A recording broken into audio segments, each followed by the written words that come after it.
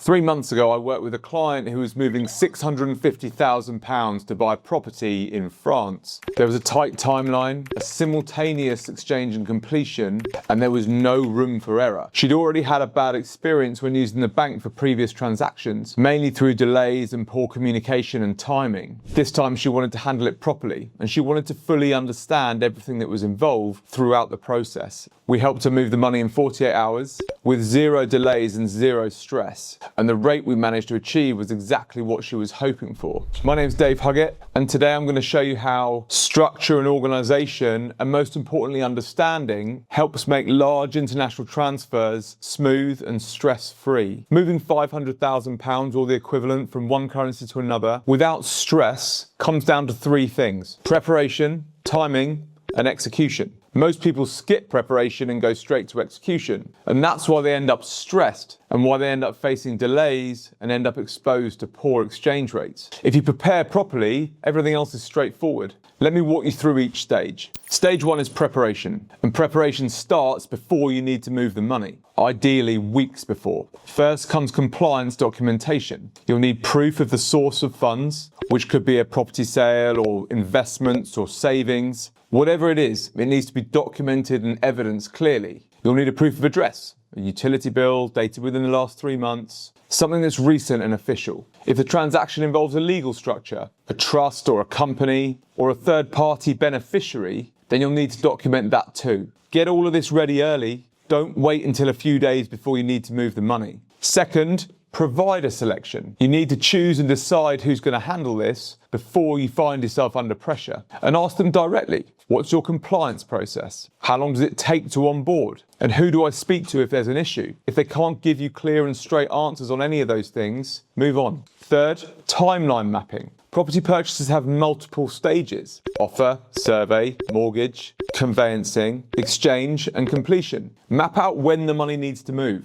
and do this when you have flexibility, not when you don't. This gives you control and timing over the decisions instead of having to make them reactively. Stage 2 is timing. Once preparation is done, timing becomes simpler. You're not guessing, instead you're working with a known framework. Let's say you've got 3 weeks until completion, and let's use sterling euro as an example. The rate's trading at 1.15 and you need 750,000 euros. Do you lock in the rate now, or do you wait? Or do you layer in positions? This depends on 2 things: your risk tolerance and your flexibility. If you can't afford the market to move against you, lock it in now. Use a forward contract that has flexible terms so you can draw it down or extend it if you need to. If you have some flexibility and the market's in a clear trading range, i.e. there's a clear high and a clear low, you might layer the contract. Maybe you convert half now at the market rate of 1.15 and you set an order for the other half to try and target something a bit better. Just remember 2 things. 1,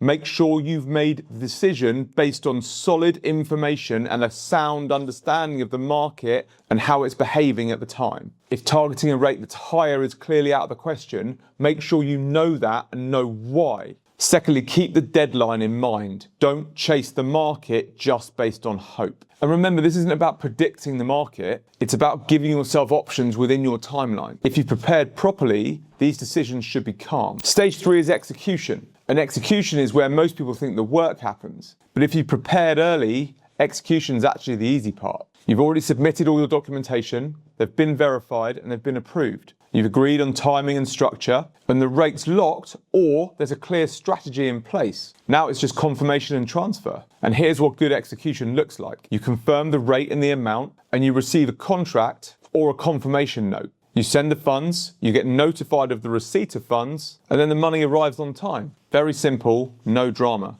And the reason it's simple is because all the work was done earlier. Preparation removed all the stress, and timing and information removed all the uncertainty. Execution is just the follow-through. So why does this structure work when banks and apps often fail? And there's 3 main reasons. 1, human oversight. With this approach, there's a human that knows your situation and knows everything about the transaction you're facing. They know your timeline and your concerns, and when something needs adjusting, they can help you make the call. Number 2 is proactive communication. You're never calling to ask where your money is, because you're always being updated before you need to ask. And number 3 is flexibility, and this is already built in. If your dates change or your situation changes, the structure can adjust with that. And if the market moves, you have understanding and options. Banks can't offer this because they're built for scale and not service. And apps can't offer it because they're built for automation and not strategy. Specialists like Lucid Foreign Exchange can offer this because the model is designed around best outcome, not just transaction volume. If you're planning a large international transfer from one currency to another, here's what you do. Start early. Don't wait till a few days before you need to move the money. And make sure your compliance documents are ready well ahead of time. Choose your provider based on service and absolutely not just based on a cheap price. Ask about process and timeline and who you speak to when you need to. Map out your timeline. Understand where and when you have flexibility and when you don't. And if your provider can't walk you through this clearly with sound understanding, then they're not the right fit. Large transactions and transfers don't need to be stressful. They just need to be organized. Next week, I'm going to walk through the property purchase FX timeline, from offer to getting the keys, when to lock in rates, when to wait, and how to structure it properly. If you're facing a large transfer and you want to talk it through with the right approach, hit the link in the description. Otherwise, please hit like, please subscribe, and thanks again for watching.